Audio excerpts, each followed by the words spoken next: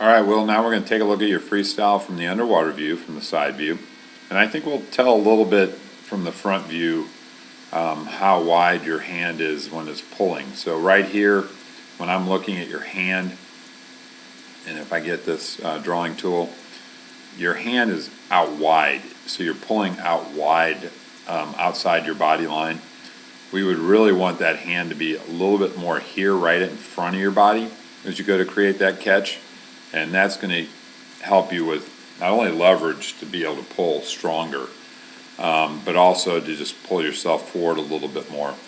And then you can tell you're very straight with the elbow all the way through. Look at how wide that hand is away from the body. So very hard to create power with your hand way down over here and a straight elbow.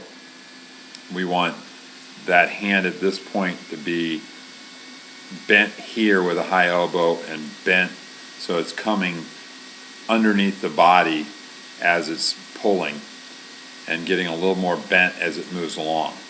And yours stays relatively straight all the way through and stays wide. So we need to work on that. And you can see it again here on your other side. You have this nice wide arm. There's a little bit of a bend, but not much of one. And then hands out wide. It's outside the shoulder. So when we see the front view, we should be able to see that you're wider than we want to be. We want to be more here with that, and then bent at the elbow up so that the hand bends down underneath the body. And we will kind of show that from that other view as well, the front view. But you can just see how wide it's pulling wide outside the body line. We want to be inside the body line as we're pulling. Drop the head a little bit too much on that breath. But again, you can just see how straight the arm stays throughout the pull. Just a slight bend, but we want a little more bend than that. When I talk about high elbows, that's what we're talking about. And then you can see just straight. It's pretty hard to pull with your arms this straight underneath the body for a long period of time. So the longer the distance, the more tiring this kind of pulling becomes when it's outside the body but also straight. It's really hard to maintain that from a power standpoint. It just is very fatiguing. Headline's really good. You're just kind of dropping a little deep when you take that breath. Right after you take the breath, you come into the turn. Hands are, let's back up a little bit because I think you never turn the palms down.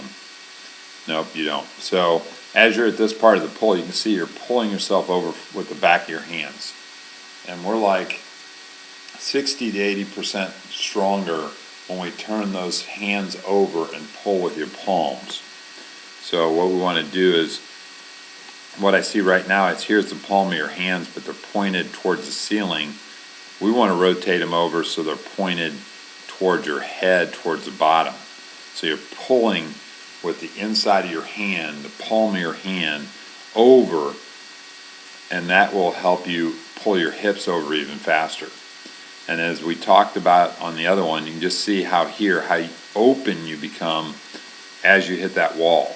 And we want those feet to hit higher on the wall, so they need to be up here at the top of the tiles.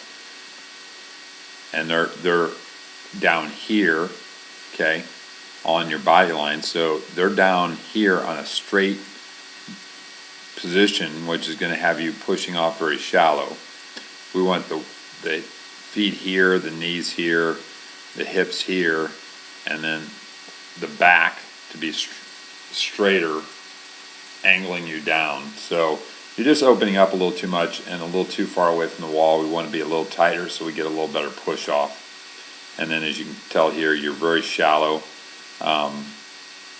Boys, as we get older and bigger and faster, the weight behind you is going to be pushing you around if you're this shallow, pushing off the wall. So at big meets like sectionals and that, if you're swimming freestyle events, pushing off this shallow, you're going to run into a wake that follows all the swimmers, and it's going to really slow you down. So it's important that you get, as Chris puts it, 4 to 6 feet underwater and more depth for your kick out. So, and that'll help the kick out as well. But the big thing is you can just see how straight that arm is out to the right and how far outside the body line it is as you're trying to pull. And we should see the same thing as you're more coming towards the camera. And we'll take a look at you, and we'll also try to do a comparison between this view and an underwater view on another athlete.